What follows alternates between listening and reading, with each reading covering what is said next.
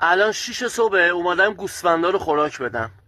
تازه از خواب بلند شدم، دستام ورم کرده، باد کرده، نمیدونم چه مرگمه، دیابت دارم، قند دارم.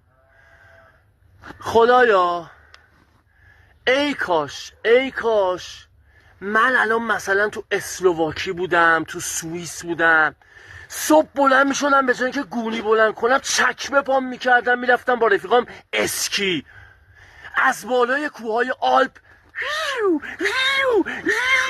داد میزدیم، ادرنالین تولید میکردیم.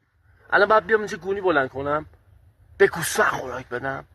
خدایا چی میشه مثلا من برم چیز.